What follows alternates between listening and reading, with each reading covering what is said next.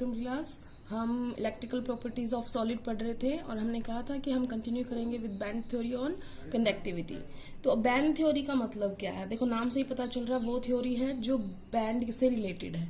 तो बैंड क्या होते हैं पहले तो ये समझो। जो एटॉमिक ऑर्बिटल्स होते हैं भाई, हर कोई मेटल होगी या कोई और एलिमेंट होगा उसके अंदर एटॉमिक ऑर्बिटल्स होंगे और उसके अंदर जो उसके होंगे वैलेंस इलेक्ट्रॉन्स भी होंगे। तो जो वैलेंस इलेक्ट्रॉन है जितने ज्यादा होते हैं उतनी ज्यादा उनकी कंडक्टिविटी होती है।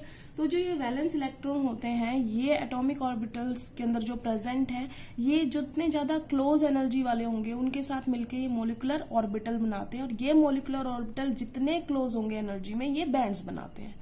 दो टाइप के बैंड पॉसिबल होते हैं। जो लोअर एनर्जी वाले हैं, एटॉमिक ऑर्बिटल्स कंबाइन करके मॉलिक्यूलर ऑर्बिटल्स बनाते हैं, उन्होंने बैंड बनाया। लोअर एनर्जी वालों ने, उस बैंड का नाम है वैलेंस बैंड। ठीक है, जो लोअर एनर्जी वाला है उसका नाम है वैलेंस बैंड। दो बैंड बनते हैं।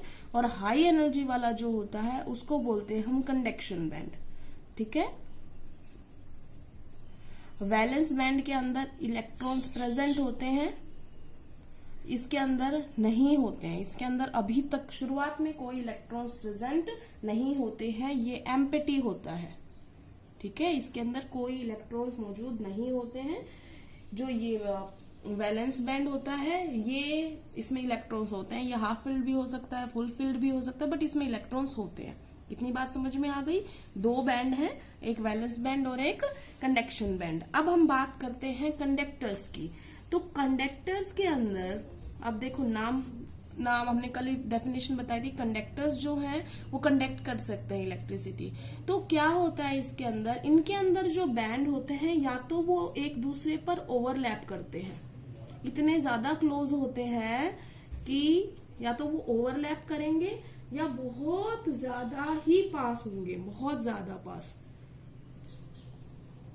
अब देखो जो ये नीचे वाला है ये वैलेंस बैंड है, ऊपर वाला है ये कंडक्शन बैंड है। इसमें क्या स्टेट दिखाई है मैंने, अगर मैं दिखाना चाहूँ तो, अगर कंडक्शन बैंड को मैं ऐसे दिखा रही हूँ तो ये देखो वैलेंस बैंड और कंडक्शन बैंड एक दूसरे को ओवरलैप कर रहे हैं, तो इसके इलेक्ट्रॉन इसमें इजीली जा सकते हैं। तो आप ये समझ लो अगर वैलेंस बैंड के इलेक्ट्रॉन कंडक्शन बैंड जो है कि एम्प्टी था उसमें चले जाए तो कंडक्शन होगा, कंडक्टर बनेगा वो।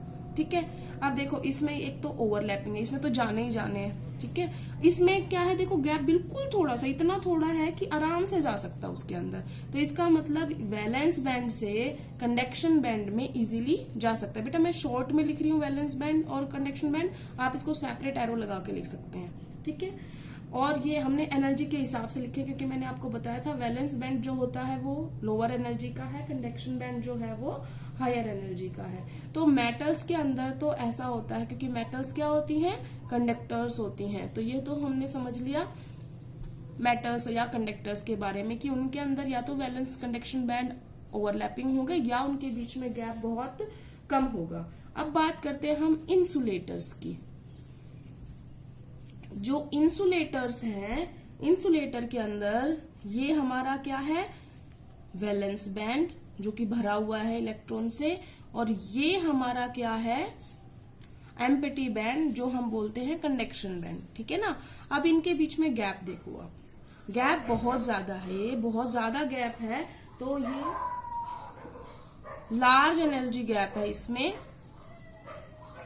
क्योंकि एनर्जी देखो ऐसे बढ़ रही है ना, तो ये लोअर एनर्जी का है या हायर एनर्जी का, तो ये लार्ज एनर्जी गैप है।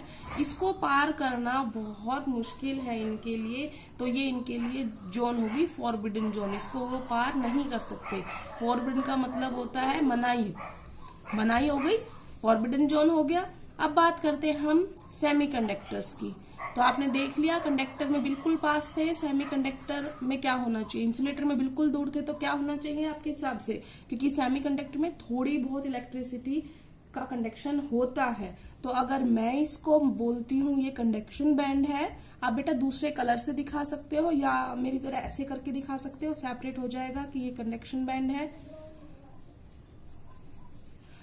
अब बात करते हैं सेमीकंडक्टर की। तो इसमें ये है, ये वैलेंस बैंड है और ये कंडक्शन बैंड है। इनके बीच में जो गैप है वो थोड़ा है, स्मॉल एनर्जी गैप है, तो इसको इजीली पार किया जा सकता है। इसलिए कुछ कंडक्टर्स कंडक्टिविटी दिखा देते हैं, तो इसलिए इनको सेमीकंडक्टर बोलते हैं। जैसे सिलिकॉन है, जर्मेनियम है, ये सेमीकंडक्टर है। ठीक है, थैंक यू क्लास।